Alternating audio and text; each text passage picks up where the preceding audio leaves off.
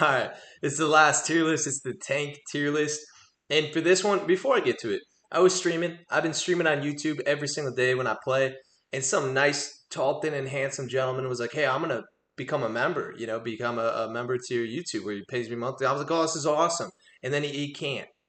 I literally realized YouTube is gatekeeping. I need 1,000 subscribers before people can become members to my channel. God damn it! So if you could, that'd be just amazing. I'd love every single one of you. But we'll get right into it. Um, we'll get into the tier list. And to start here, this first character is rock solid. Some say fantastic.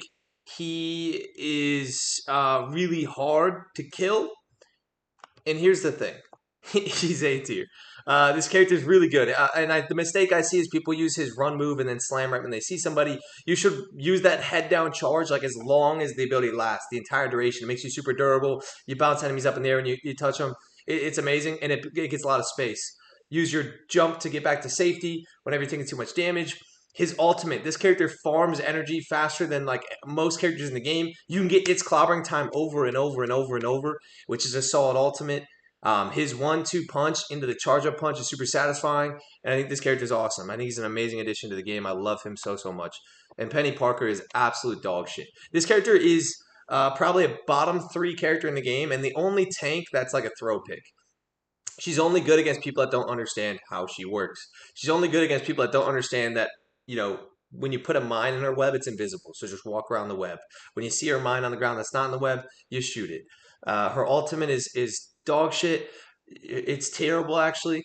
You shoot her penny nest, she's useless. And most characters, you can judge how good they're based on their ult, and she has a bad ultimate. Don't ever play her. She's horrendous. Doctor Strange, still the best tank in the game. I know they nerfed his health 50 with the update. He still has a massive shield that blocks everything. It can literally block an enemy Luna's ultimate from healing their team if you use it correctly. It blocks so much. And his portals are busted. His portal is what makes him the best character in the game. Because on the New York map or the newest vampire map, you can lock the other team in their spawn for 20 straight seconds at the start, which just burns their time when you're on defense. You can portal trap people on almost all the spawns in the game, which just immediately wins you the game. On any third checkpoint, you lock him in spawn for 20 seconds. On a lot of the second checkpoints, you can lock him in spawn. His portal's ridiculous. His ultimate's game breaking if you can get it off. Yeah, it's high skill, though. You have to be able to float in the air, catch people off surprise, get their backline with that ult. But Eye of Agamotto is great. Strange, just shield, shotgun, melee. He's awesome. Venom's A tier as well, but I think he's more like A minus. He involves a lot of coordination with the dives and potentially having a Spider-Man because that team up got buffed to make Spider-Man invincible, the Black Sludge. But you have to have good map knowledge with Venom, where you can wall hang at and then dive in. They buffed the way you hit people inward now, which is good, and his tentacles, so he's really awesome. They previously just buffed the damage on his ultimate. So Venom's got a lot of potential. I think if you're running a heavy dive with 2 or 3 people diving your team, he can be great, but he can't be the only dive character, so he's a little bit situational, kind of A minus 2 there. And then Hulk, I actually do think Hulk is probably slightly above the thing.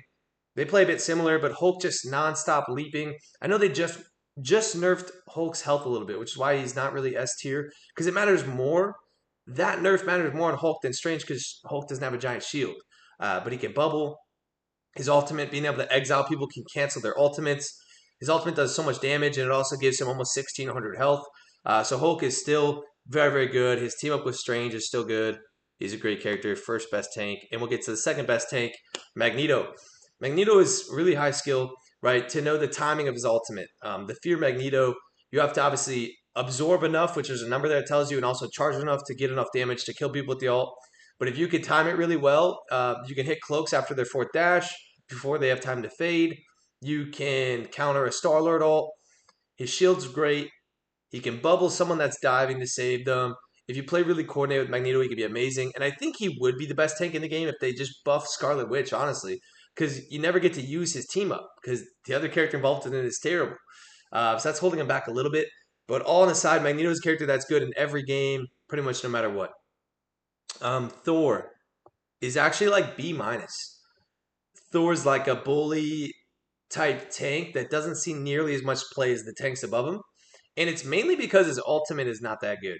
His ultimate does like 220 damage. It's not even enough to one shot a low health character. I mean, low health being 250 health character.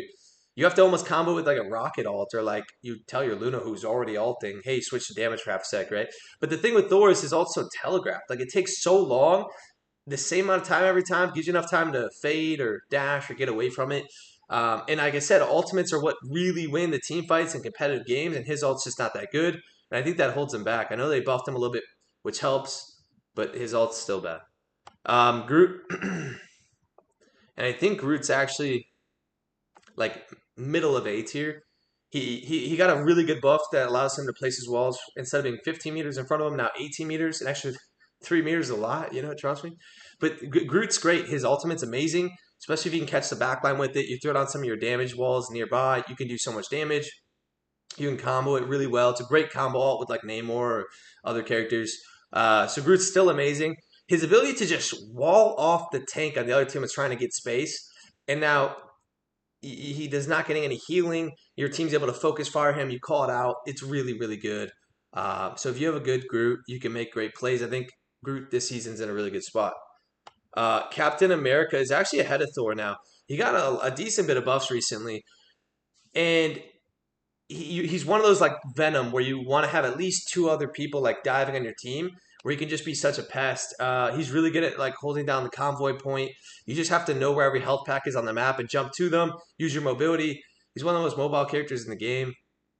The reason he's a B tier though is again his ultimate is like a really really bad support ult. It mainly just buffs him a lot, and then it leaves this like USA flag type trail for your team that buffs them if they have to be in it. And it's not that big of a range, and usually he's just ulting and doing his own thing, so people aren't able to like follow him with his speed boost and everything. So it's like a solid ultimate, but it's nothing amazing. Um, he doesn't do as much damage. Where if he's the one diving you, you have a lot of time to react and call for help and have your other support look at you to keep you alive. So he's not like a magic where they're gonna dive, do their combo, potentially kill you instantly. But he still is actually in a good spot. I like the buffs to him. I think a really good cap player can make great use of him, but he's not as much play as the ones above him. I don't think he's as impactful as the tanks above him, but he's still a viable pick. Oh, that's all. All right. Well, that's where I put all the tanks. I appreciate you guys. I like all of you that tune in. I'll see you guys next one.